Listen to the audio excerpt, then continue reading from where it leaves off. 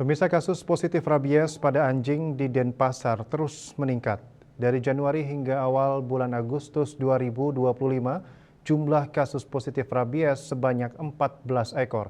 Untuk menekan penyebaran rabies tersebut, terus dilakukan vaksin rabies pada hewan penular rabies atau HPR, khususnya pada anjing.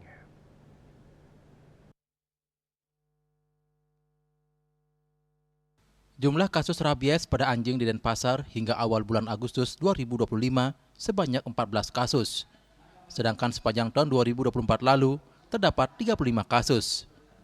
Kepala Bidang Peternakan dan Kesehatan Hewan Dinas Pertanian Kota Denpasar, DRH Nima De Suparmi mengatakan, pihaknya terus menggencarkan pelaksanaan vaksinasi rabies secara door-to-door di 4 kecamatan. Dari bulan Februari hingga Agustus ini, dari total jumlah populasi anjing, sebanyak 82.542 ekor di Denpasar, 65.080 ekor atau sekitar 78,84% sudah divaksinasi.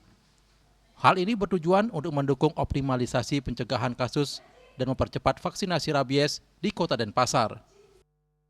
Vaksinasi kita sudah lakukan dari awal tahun, dari bulan Februari sampai saat ini. Jadi kita turun bersama tim di 4 kecamatan untuk melakukan kegiatan vaksinasi. Untuk persentasenya sudah ada 78,84%, untuk hewannya ada 65.080 ekor yang sudah divaksin.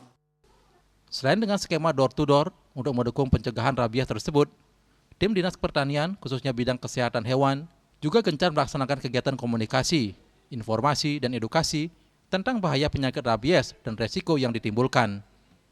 Tak hanya itu, turut dilaksanakan kegiatan pengawasan lalu lintas hewan penyebar rabies dan pembentukan tim siaga rabies.